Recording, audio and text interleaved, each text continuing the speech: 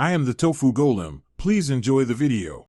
In this video, I will explain how to play Gears of War E-Day. To start, always prioritize finding cover.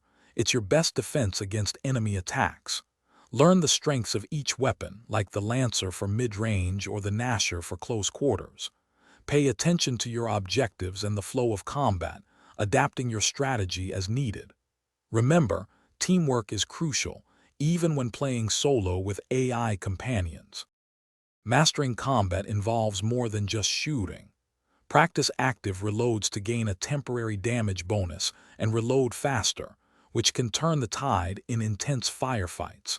Don't forget to use blind fire from cover to keep enemies pinned down. When foes get too close, a well-timed melee attack can be incredibly effective.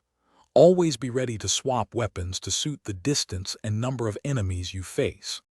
Strategic movement is key to survival. The roadie run allows you to sprint between cover points, minimizing exposure to enemy fire.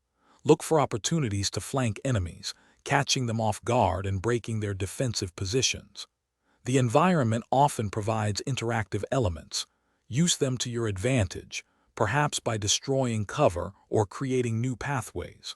Always manage your ammunition wisely, especially for your more powerful weapons. Gears of War E-Day shines in cooperative play. Effective communication with your team is paramount for coordinating pushes and covering each other. If an ally goes down, prioritize reviving them to keep your squad at full strength. Always keep the mission objectives in mind. They are your primary goal. Sometimes, sharing ammunition or even a weapon with a teammate can make all the difference in a tough fight. Thanks for watching. Consider subscribing if we helped you today.